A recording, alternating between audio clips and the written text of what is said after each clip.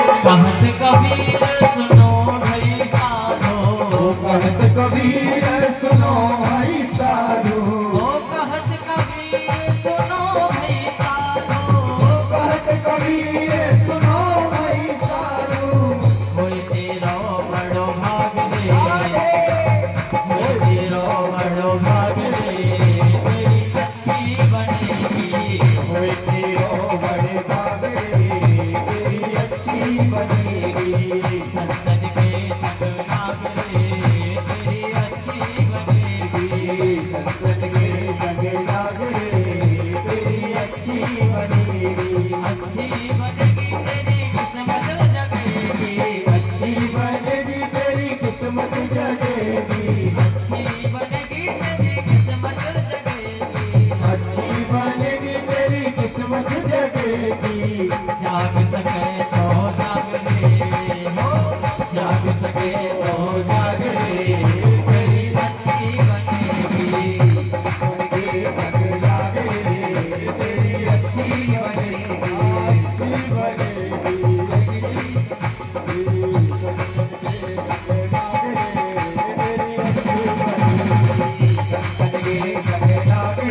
अच्छी बनेगी तेरी संग लाग रे, तेरी अच्छी बनेगी। संतन के संग लाग रे, तेरी अच्छी बनेगी। संतन के संग लाग रे, तेरी अच्छी बनेगी। अच्छी बनेगी तेरी अच्छी बनेगी। अच्छी बनेगी तेरी बिगड़ी बनेगी, अच्छी बनेगी तेरी बिगड़ी बनेगी। अच्छी बनेगी तेरी बिगड़ी बनेगी, अरे बाबे तेरे हो जागे, तेरी अच्छी बनेगी। जाग रे तो जाग रे, तेरी अच्छी बनेगी, संतन के संग लाग रे, तेरी अच्छी बनेगी। अच्छी वो बनेगी तेरी अच्छी बनेगी।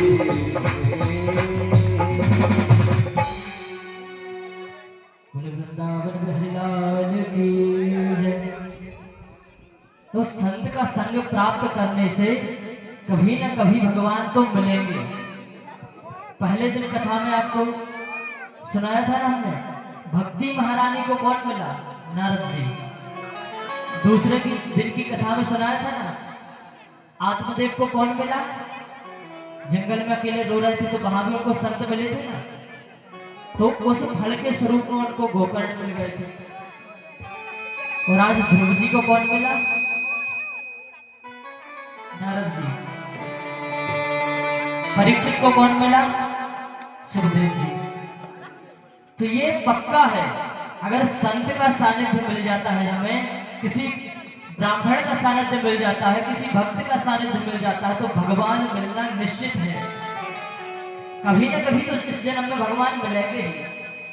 इसलिए हमेशा कहते हैं संतों का संग करना चाहिए, क्योंकि जब संत भक्ति करते हैं, भजन करते हैं, तो उनके साथ में वो तुम्हें ऐसे नहीं बैठने देंगे, उनके साथ में रहोगे तो वो खुद भी भजन करेंगे, आपको भी कराएंगे।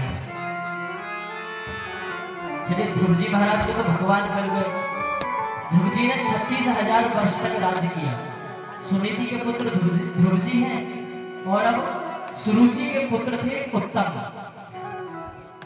उत्तम एक दिन घूमने गए, एक यक्ष से उनका झगड़ा हो गया, तो यक्षों ने उत्तम को मार दिया।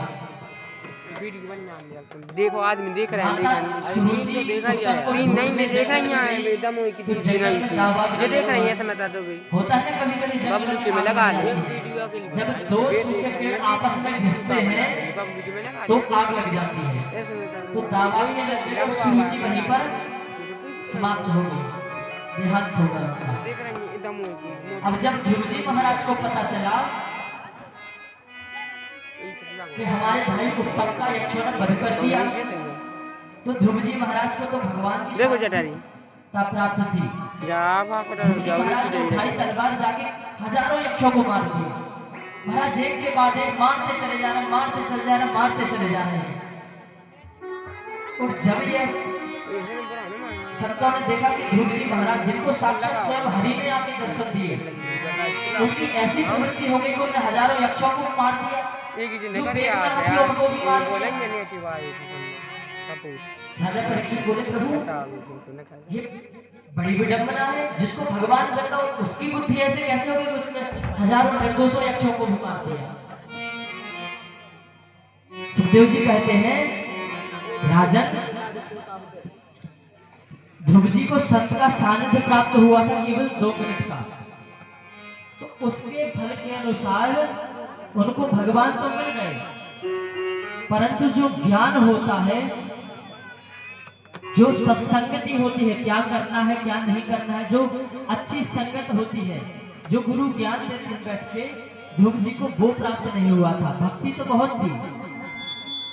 आज संत समझाते हैं ध्रुव जी को और ध्रुव जी जाते हैं, क्या हो गया भैया, ध्रुव जी जाते हैं और फिर संतों का संग करते हैं, संतों के साथ में रहते हैं। 36,000 वर्ष राज्य करके एक दिन भगवान के पार्षद आते हैं। ध्रुव जी महाराज संध्या कर रहे होते, संध्या के समय भगवान के पार्षद आए, बोले ध्रुव जी महाराज आपके 36,000 वर्ष हो गए हैं, आज भगवान ने आपको याद किया है, आपको ध्रुव पद की प्राप्ति होनी है, आप विमान में बैठिए। और जैसे ही ध्रुव जी महाराज विमान में बैठने लगे तो वहां पर मृत्यु महारानी प्रकट हो गई। बोले प्रभु मेरा नाम मृत्यु है और इस लोक से कोई तभी जा सकता है जब वो मुझे अंगीकार करे, क्योंकि बिना मृत्यु हुए कोई नहीं जा सकता यहाँ से, यहाँ मृत्यु लोक ही है। तो ध्रुव जी ने कहा अच्छा, बोले जरा आप झुकना थोड़े से। जैसे मृत्यु महारानी प्रणाम करने लगी ध्रुव जी को, ध्रुव जी ने सिर के ऊपर पैर रखा और विमान में चढ़ गए। बोले हमने आपको अंगीकार किया। अब ध्रुव जी महाराज जाने लगे, तब ध्रुव जी महाराज का मुंह लटका था, देखा पार्षद। बोले ध्रुव जी महाराज क्या हुआ, आपको तो भगवान प्राप्त होने जा रहे हैं, ऐसा मुंह लटका क्यों, बोले क्यों बैठे हो ऐसे। ध्रुव जी बोले मुझे मेरी माँ की याद आ रही है, जिस माँ के कारण मुझे भगवान मिले, आज उस माँ को मैं ऐसे छोड़ के जा रहा हूँ। पार्षद मुस्कुराने लगे, बोले ध्रुव जी महाराज जिस कुल में आपके जैसे भक्त पैदा हो जाए उसकी एक पीढ़ी तो ठीक है, उसकी 21 पीढ़ी तर जाती है। बोले आपके पहले की 7 पीढ़ी तर गई है महाराज जी, जो आपके पिताजी के बाद वाली जो है 7 पीढ़ी थी वो तर गई है, और 7 पीढ़ी आपके नाना के पक्ष की तर गई है। आप माँ की चिंता कर रहे हो, वो देखो आगे एक और विमान जा रहा है। तो ध्रुव जी ने जैसे ही आगे देखा उसमें माता सुरुचि बैठी है, और आज अपनी माँ के साथ में ध्रुव जी परम पद को प्राप्त कर गए। बोले ध्रुव जी महाराज की जय। आगे कथा आती है ध्रुव जी के वंश में अंग हुए, और ध्रुव जी के वंश में एक राजा हुआ बेन। जैसे ध्रुव जी महाराज भगवान के परम भक्त थे, इससे उलट हुए वो भगवान को बिल्कुल भी ना माने। जो राज्य में भजन पूजन होता था ध्रुव जी ने जो प्रारंभ करवाया था, बैन हुए तो उन्होंने वो भी बंद करा दिया। बोले ब्राह्मणों तुम क्या गलत शिक्षा देते हो। बोले तुम्हारे शास्त्र कहते हैं कि राजा के अंदर भगवान बैठे रहते हैं, भगवान के सभी गुण एक राजा के अंदर होते हैं, तो भगवान का पूजन करने की क्या आवश्यकता आ गई। तुम्हारा राजा भी साक्षात बैठा है तुम्हारे सामने, बोले उसकी पूजा करो। बोले भगवान का नाम छोड़ो, कोई भगवान का नाम नहीं लेना, मेरे नाम का हवन करो, मेरे नाम का पूजन करो, मेरे नाम का जाप करो। बोलो ओम बैनाय नमः। अब वो सबसे बुलवा रहा है, बोलो ओम बैनाय नमः। स्वयं का बैन नाम है महापापी महाराज। और जब पूरे पूजन यज्ञ हवन आदि सब कुछ बंद करवा दिया, तो एक दिन ब्राह्मणों को क्रोध आ गया। कुछ ब्राह्मण यज्ञ कर रहे थे, या वहीं पहुंच गया। बोले मेरे इतने कड़क नियम, मेरे इतने कड़क कानून के बावजूद तुम मेरी आज्ञा का उल्लंघन कर रहे हो, यज्ञ करने बैठे हो कोई भगवान के नाम का, बंद करो ये यज्ञ।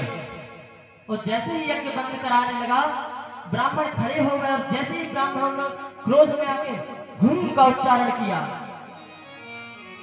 बैल वहीं पर प्राण पखेरु उड़ गए, बैल के वहीं पृथ्वी पर गिर गया। अब उसका कोई पुत्र तो था नहीं। अब ब्राह्मणों को यह शंका हुई कि अब जब राजा ही नहीं है तो बिना राजा के राज्य कैसे चलेगा। तो बैल का जो शरीर था जो पृथ्वी पर पड़ा था उसका मंथन किया गया।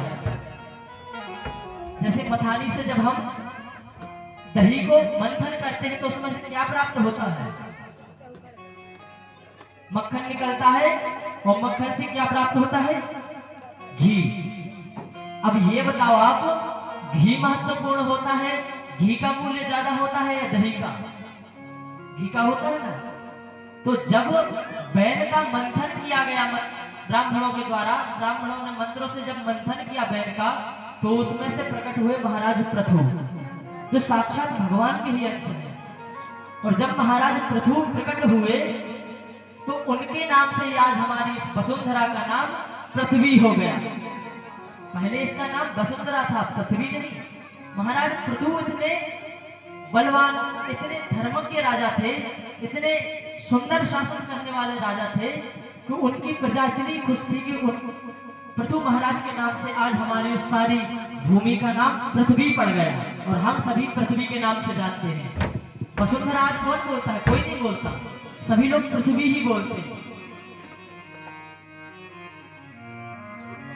अब बैल राजा था पहले, तो जब कोई पापी राज्य करने लगता है तो जो पृथ्वी होती है वह अपने सारे रत्न छुपा लेती है। जैसे कोई चोर किसी दुकान में डाका डालने के लिए जाए तो दुकान का मालिक क्या करता है? जो बहुमूल्य चीज होती है उसको छुपाने की कोशिश करता है कि ये ना ले जाने पाए, बाकी सब ले जाए। तो जब बैल का राज्य था तो पृथ्वी ने अपने सारे तत्व, अपने सारे रत्न अपने अंदर समेट लिए। भुखमरी फैलने लगी थी। आज महाराज पृथु ने क्रोध में आकर पृथ्वी को आदेश दिया, हे वसुंधरे, अब मेरा राज्य है और मेरे रहते मेरी प्रजा भूख से तड़पे, प्यास से तड़पे, ऐसा मैं कदापि नहीं होने दूंगा। महाराज पृथु ने अपना धनुष उठा लिया और बाण जैसे संधान करने लगे। पृथ्वी गाय के स्वरूप में उनके सामने प्रकट हो गई। बोले महाराज, इसमें मेरी कोई गलती नहीं। बोले जब पापियों का राज्य आ जाता है, अत्याचारी राज्य करने लगते हैं, तो मैं अपने जो तत्व होते हैं उन्हें मैं अपने अंदर समेट लेते हैं, क्योंकि जो मेरे रत्न होते हैं वो बहुमूल्य होते हैं। कहीं पापी मेरे रत्नों को पाके और ज्यादा पाप न करने लगे, इसलिए मैं उनको अपने अंदर समेट लेती हूँ। तो महाराज, मैं आज गाय के स्वरूप में आपके सामने खड़ी हूँ। आप एक धर्म के राजा हैं, कृपा कीजिए और मेरा दोहन कीजिए। और जैसे ही महाराज पृथु ने गाय का दोहन किया, जैसे हम दूध निकालते ना, गाय का दोहन करते हैं तो क्या निकलता है? दूध। तो इसी प्रकार महाराज पृथु ने गाय का दोहन किया और उसमें से सभी तत्व निकल आए। भूखमरी मिट गई, प्यास, पानी इत्यादि जो भी रत्न वगैरह जो बहुमूल्य थे, बढ़िया थी, सब कुछ बाहर आ गया, पृथ्वी में प्रकट हो गया। अब इन्हीं पृथु महाराज के वंश में आगे हुए राजा प्राचीन बरही। और ये वाले राजा एक ऐसे राजा थे कि ये हवन पूजन यज्ञ तो बहुत करते, परंतु इनमें एक अवगुण था। बोले किसी नकली संत की बातों में आ गए। जैसे असली संत होते हैं वो अच्छी राह दिखाते हैं, और जो नकली संत होते हैं वो तो आप जानते ही हो, आपसे कह देंगे सब कुछ अपना दान कर दो और स्वयं दान देके सब बैठ जाते, बड़े बड़े आश्रम बन जाते हैं। तो ऐसा ही इनको संग मिल गया एक नकली संत का। तो उसने इनको क्या किया? बोले बलि चढ़ाओ, बलि से भगवान जल्दी प्रसन्न होते हैं। तो ये यज्ञ तो खूब करते, परंतु यज्ञ में पशुओं की बलि चढ़ाते थे। जब बहुत अधिक बलि चढ़ा दी इन्होंने, ये रुके ही ना, हजारों यज्ञ कराए और हजारों पशुओं को बलिदान दे दे। तो बताओ ये अच्छी बात है या बुरी? नारद जी राजा प्राचीन बरही के पास आए। बोले राजन, तुम यह क्या कर रहे हो? बोले तुम धर्म कर रहे हो या अधर्म? बोले महाराज धर्म कर रहा हूं, इतने यज्ञ कर रहा हूं। नारद जी बोले जरा ऊपर को सिर उठा के देखो जरा तुम। जैसे ही राजा प्राचीन बरही ने ऊपर को सिर उठा के देखा तो जितने पशुओं का उन्होंने बलिदान दिया था, जो भी घोड़े गाय बैल इत्यादि जो भी पशुओं का उन्होंने बलिदान दिया था, बकरा, वो सभी ऊपर से उनको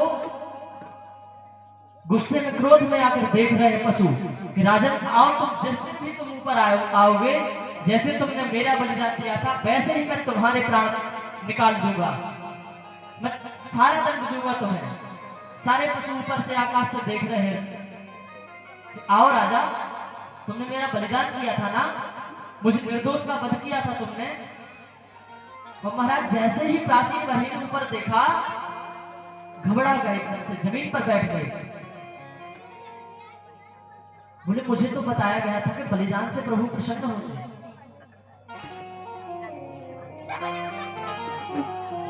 नारद जी बोले हमारे शास्त्र ऐसे होते हैं, अगर गुरु के मुख से पढ़े जाएं, एक अच्छा गुरु मिल जाए तो वो तुम्हें शास्त्रों का ज्ञान करा सकता है, परंतु अगर नकली गुरु मिल जाए, ढोंगी बाबा मिल जाए, तो वो खुद तो अर्थ जानता नहीं है शास्त्रों का और तुमसे अनर्थ करवा देगा।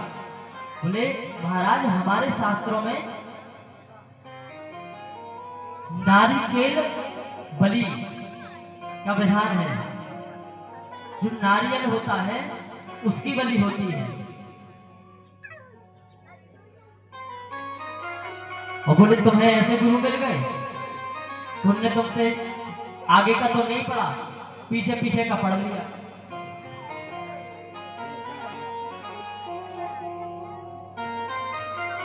जैसे हम लोग बोलते हैं अहिंसा परमो धर्म, अहिंसा ही हमारा परम धर्म है, किसी प्राणी की हत्या नहीं करनी चाहिए।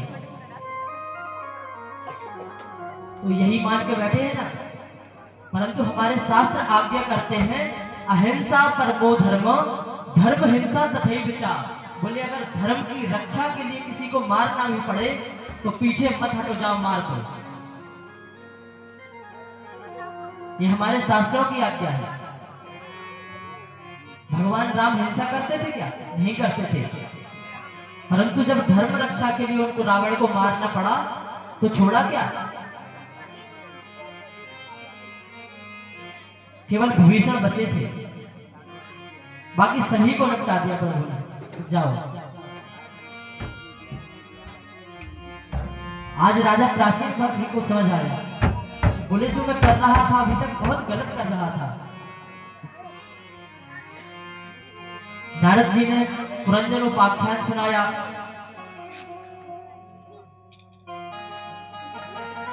और पुरंजन उपाख्यान जब प्राचीन बरही को सुनाया तो प्राचीन बरही समझ गया, और उसी दिन से पशु जो बलि होती थी, पशु बलि देते थे, वो सारी बंद हो गई। बोले अब कोई पशु बलि नहीं होगी महाराज। और प्राचीन बरही ने जो अपराध किए थे, जो पाप किए थे, उनकी क्षमा याचना की। और कहते हैं जब सच्चे हृदय से पश्चाताप होता है तो हमारे सारे पाप, सारे अपराध नष्ट हो जाते हैं। परंतु कब होते हैं? जब हम पश्चाताप करके और दोबारा पाप ना करें। तो हम पश्चाताप भी कर लेते हैं कि चलो गलती हो गई और फिर वही कर देते हैं। ऐसे में थोड़ी ना अपराध क्षमा होते हैं। सच्चे हृदय से पश्चाताप किया प्राचीन बरही ने। अब इन्हीं के आगे वंश में हुए नाभि। अभी हम कथा सुना रहे थे किसकी? उत्तानपाद के वंश की। मनु महाराज के दो पुत्र थे, तो पहला उत्तानपाद, अब दूसरा प्रियव्रत। प्रियव्रत के पुत्र हुए नाभि। नाभि के घर भगवान ऋषभदेव के स्वरूप में स्वयं प्रकट हुए। बोले ऋषभदेव भगवान की। भगवान स्वयं प्रकट हुए ऋषभदेव के अवतार में।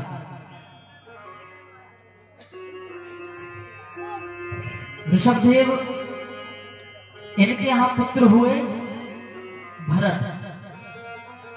भरत बड़े ही यशस्वी राजा थे। इन्होंने राज्य किया, अपनी प्रजा का अच्छे से पालन करते थे। परंतु जब आयु ज्यादा हो गई, उनको लगा कि अब बुढ़ापा आने वाला है, तो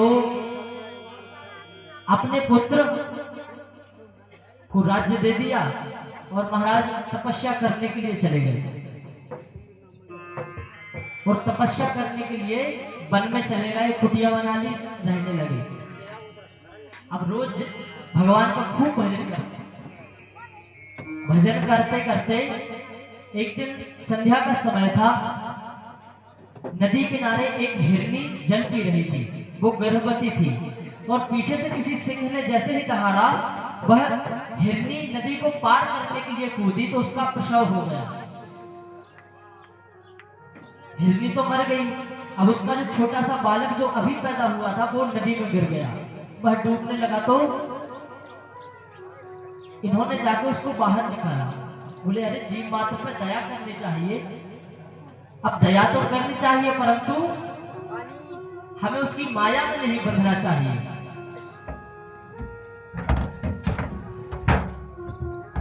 अब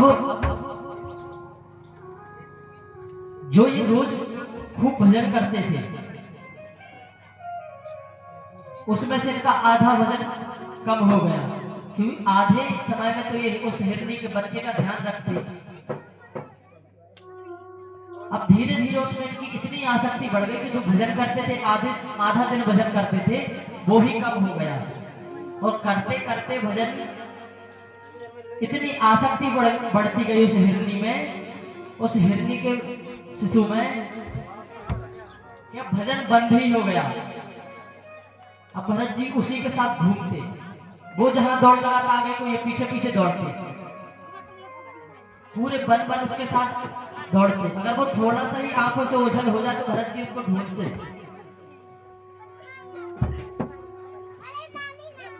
एक दिन का समय जंगल में दावाग्नि लग गई और वह हिरनी का जो बच्चा था उसी में जाके जल गया। भरत जी उसके दुख में इतने व्याकुल हुए कि उसी हिरनी का की याद करते करते इन्होंने अपने प्राण त्याग दिए।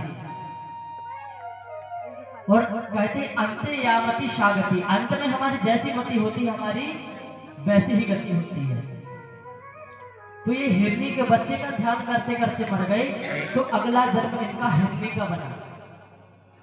अब जब हिरनी का जन्म पाया इन्हें अगला, तो पिछले जन्म में इन्हें भजन पूजन खूब किया था, तो हिरनी का जन्म तो प्राप्त हो गया, परंतु इनकी जो स्मृति थी वो नहीं गई। इनको वो पूरा सब कुछ याद रहा कि पिछले जन्म में मेरे साथ क्या क्या हुआ। तो इन्होंने सोचा अब मुझे ये गलती नहीं करनी, अब किसी से मोह नहीं, स्वयं से भी मोह नहीं रहा। सामने अगर शेर आ जाता तो ये सामने चले जाते, खड़े हो जाते। शेर तो हिरण को खा जाता है, लेकिन जब कोई ऐसी हिरण आ जाए जो खुद से सामने आ जाए तो शेर भी डर जाता है। ये कैसी हिरण है, ये तो हमें देख के भागना चाहिए, स्वयं मेरे सामने आ जाए। किस्मत इतनी खराब ये समझे कि शेर भी नहीं खा रहा, इस देह को त्याग कर गए। कुछ समय बाद जंगल में आग लगी, ये जाके उसी में कूद गए और शरीर त्याग दिया। अब इनका तीसरा जन्म हुआ, तो तीसरा जन्म इनका हुआ तो वह एक ब्राह्मण परिवार में हुआ और पुनः इनका नाम भरत रखा गया। अब तीसरे जन्म में इनको पूर्व 2 जन्मों की सारी स्मृति याद थी, परंतु इन्होंने सोचा अब फिर से जन्म मिला है मनुष्य का और उसमें ब्राह्मण का, इस बार मैं नहीं चूकूंगा, इस बार तो भगवान को पा ही लूंगा। तब धीरे धीरे बड़े होने लगे। अपने पिताजी इनको मंत्र पढ़ाते कि मंत्र सीख लो। गुरु मंत्र दिया, बोले ये याद कर लो, कम से कम इसका भजन करो। गायत्री की दीक्षा दी, बोले गायत्री मंत्र पढ़ लो। भरत जी सोचते हैं मन ही मन, आज अगर गायत्री मंत्र याद कर लिया तो कल ये हमसे बोलेंगे सत्यनारायण की कथा याद कर लो। परसों हमसे बोलेंगे सत्यनारायण की कथा कराओ, फिर हमसे बोलेंगे दुर्गा सप्तशती पढ़ लो, फिर बोलेंगे नवरात्रि में दुर्गा पाठ कराओ। मैं इसी में उलझ जाऊंगा और ये हमारी शादी करा देंगे। बोले हम पत्नी में उलझ जाएंगे, फिर बच्चे हो जाएंगे, ऐसे ही जीवन चला जाएगा। बोले नहीं, इस बार मुझे कोई चूक नहीं करनी। अब गायत्री मंत्र याद है, विद्वान है, सब कुछ जानते हैं, परंतु पिताजी मुझे बेटा गायत्री मंत्र सुनाओ तो बोलते ही नहीं, आता ही नहीं है, क्या सुनाए। अब जब कोई मूर्ख हो, किसी में बुद्धि नहीं हो, जो पढ़ता नहीं है, तो अपन उसको क्या मूर्ख बोलते हैं ना,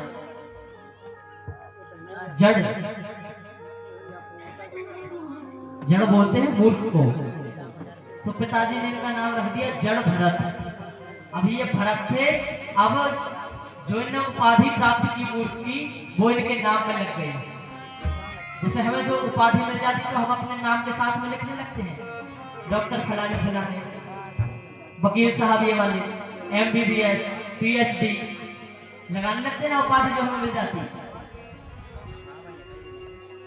इनको उपाधि मिली कौन सी? मूर्ख, जड़। तो इनका नाम पड़ गया जड़ भरत। अब जड़ भरत जी ना तो कुछ काम करते, घर में पड़े रहते, मन ही मन भगवान का भजन करते और खाते। अब बैठे बैठे खाते हैं तो अच्छे हट्टे कट्टे हो गए। इनके भाइयों की शादी हो गई, विवाह हो गया, पत्नी आ गई उनकी, और इनका विवाह कोई करे नहीं। इनसे कौन विवाह करेगा? खुद पड़े पड़े खाते हैं, पत्नी को क्या खिलाएंगे? पिताजी खूब समझाते हैं, मानते ही नहीं, पड़े हैं घर में, खा रहे हैं। अब जब भाभी आ जाती हैं तो फिर अनबन भी होने लगती है। माता पिता तो बैठा के खिला सकते हैं, तो जब भाभी आ जाती है तो क्या कहती है? अपने पति को पहले दोष सुनाती हैं, तुम काम ही काम में लगे रहते, ये कुछ काम ही नहीं करते, ये पड़े पड़े खा रहे, तुम क्यों करते इतना, क्यों इतनी मेहनत करते, थक जाते हो। पहले भाभी अपने पति से बोलती, अब जब धीरे धीरे समय थोड़ा ज्यादा हो गया, ज्यादा घुल मिल गए, तो अब सीधे जड़ भरत से बोली, तुम बैठे बैठे खाते रहो, तो करते क्या हो? कुछ भी तो नहीं करते, खाते ही तो हो बैठे। भाइयों को ताने देती पत्नियां, कैसा मूर्ख भाई है तुम्हारा। भैया बोले चलो इससे कुछ काम कराया जाए। भैया ने बोला एक काम करो भरत, तुम चलो मेरे साथ, मुझे आज शहर जाना है, तुम खेत में बैठना और बस देखना कि कोई जीव जंतु आए ना खेत में, गाय बैल इत्यादि फसल ना खा जाए। बोले ठीक है चलो, जैसी इच्छा। भरत जी चल दिए। अब जाके खेत में खाट पड़ी है, उस पर बैठ गए, देख रहे हैं फसल, अच्छी हरी हरी फसल लहरा रही है। अब ये तो सत्य स्वभाव है। अब जीव जंतु आ गए, गाय आ गई तो गाय खा रही है फसल, चिड़िया आ गई तो चिड़िया खा रही है। अपन फसल लगा तो चिड़िया आ जाती है, चिड़िया मिट्टू वगैरह। भरत जी बड़े प्रसन्न, बोले आ हा हमारे भैया भाई वैसे तो धर्म कर्म करते नहीं है, आजकल अनजाने में से ही कितना धर्म कर रहे हैं। बोले कितने जीव जंतुओं को भोजन करा रहे हैं। ये ताली बजा रहे बैठ के, राम की चिड़िया राम के खेत, खाओ मेरी चिड़िया भर भर पेट। ये खूब लगे, अरे और खाओ, भूखे नहीं जाना। बोले अरे अपने तो खेत है, खूब खाओ। जैसे भैया लौटे, क्रोध में चिल्ला भैया, मूर्ख, सच कहते हैं सभी कि तू मूर्ख है, जड़ है, इसीलिए तेरा जड़ भरत नाम पड़ा। मैं तुम्हें यहाँ क्यों बैठा के गया था? जीव जंतुओं को रोकना, कोई फसल ना खाए। तूने सारी फसल खिला दी। वहां से फटकार के भैया ने भगा दिया। बोले इसके भरोसे तो कुछ छोड़ने नहीं चाहिए। अब कुछ समय तक तो चला, घर में सब लोग खिलाते रहे। अब खिलाते हैं तो कैसा खिलाते हैं? अच्छे पकवान बनते हैं तो वो भाई खाते हैं। जिनकी शादी हो गई, अब उनकी पत्नी है, बना रही तो खिलाएंगी, वही हमारे पति हैं, कमाते भी हैं तो खिलाएंगे। और भरत जी को क्या मिलता खाने में? बोले मठा और रात की रखी हुई बासी रोटी। तो भरत जी कहते हैं तो लाओ। अरे प्रभु की यही इच्छा है, हम तो यही खाएंगे। तुम मठा में अच्छी सुबह सुबह से बासी रोटी पेड़ी और खा गए, अच्छी पेट भर के खाए तो आलस भी खूब आए। और जब मठा में रोटी मीट के सुबह सुबह से रोज खाएंगे तो उनको मोटे तो होएंगे, काम भी नहीं करना कुछ, तो खूब मोटे हो रहे हैं खा खा के, और खूब आलस आ रहा है तो पड़े हैं एक जगह और भजन कर रहे हैं, काम भी नहीं करना।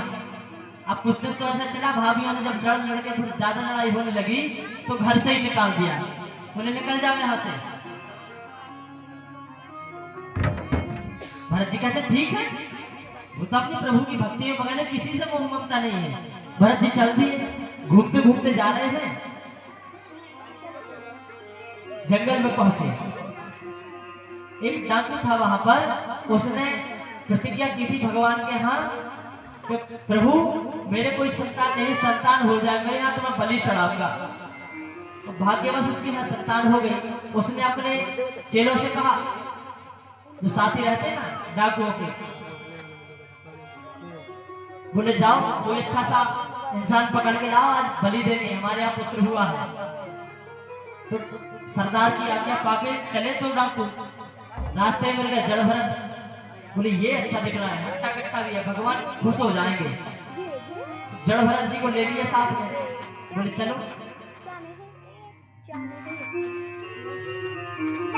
अब जड़ भरत जी को साथ में लेके गए तो पहले तो अच्छा भोजन कराया। जड़ भरत जी ने कहा भोजन भी दोगे? बोले अच्छा हाँ ठीक है खाओ। खूब पेट भर के जड़ भरत जी ने भोजन किया। बोले चलो क्या करना है बताओ, तुम लेके आए हो, करा लो क्या करना है। बोले आ जाओ, यहाँ पे सामने महालक्ष्मी मैया बैठी है, महाकाली मैया, इनको प्रणाम करो। जैसे ही भरत जी प्रणाम करने लगे तो डाकू ने तलवार उठाई और जैसे ही मारने लगे तो महाकाली मैया वही प्रकट हो गई। बोले ऐसा भक्त, बोले मृत्यु की भी चिंता नहीं है मेरे सामने, इसको शीश नवा दिया उसने कि मार दो कोई दिक्कत नहीं। ऐसा परमानुरागी संत महाकाली प्रकट हुई और जो तलवार डाकू ले रखा था उसी तलवार से डाकू की गर्दन उड़ा दी। बोले गोविंदाय नमो नमः। भरत जी ने प्रणाम किया मैया को और आगे चल दिए। अब आगे चलते हुए जा रहे थे तो एक राजा अपनी पालकी में सत्संग के लिए जा रहा था, उसका नाम था रहुगण। राजा रहुगण सत्संग के लिए जा रहा था पालकी में। तो पालकी में 4 कहार लगे रहते हैं ना, एक कहार बीमार पड़ गया। तो राजा है भाई, राजा ने कहा अरे हमारी तो प्रजा है, किसी को भी पकड़ लाओ, जो मिल जाए अच्छा सा पकड़ ला, लग जाएगा भाई, राजा है ना। तो सैनिक गए, भरत जी मिल गए, भरत जी को लेके गए, चलो। बोले हाँ चलो, कहाँ ले जा रहे हो, चलो। भरत जी आ गए, बोले पालकी में लग जाओ, राजा को सत्संग के लिए जाना है, गुरु जी के यहाँ लेट हो रहे हैं। बोले ठीक है चलो, लग गए पालकी में। अब ये तो शांत स्वभाव थे, अब ये नीचे देख देख के चल रहे हैं कि कोई चींटी ना मर जाए। तो जैसे ही नीचे देखते कोई कीड़ा मकोड़ा दिखता, चींटी दिखती तो कूद के आगे बढ़ जाते। और जब पालकी रखी है कंधे पर और कूद के आगे बढ़ोगे तो अंदर बैठने वाले का सिर ऊपर तो घलेगा ही। महाराज का सिर फट से ऊपर घलता। महाराज बोलते कौन चला रहा है ऐसे, कौन है मूर्ख? कहार बोलते अरे नया नया लगा है राजन, नया नया है। बोले अच्छा, अरे उसको सिखाओ ठीक से चले। अब 2-4 कदम चले, फिर कुछ दिख जाए, फिर कूद जाए। अब जब बार बार राजा के साथ ये हो, बार बार सिर फूटे जिसका, तो क्रोध तो आएगा ही। राजा ने बाहर देखा और व्यंग करते हुए बोला अरे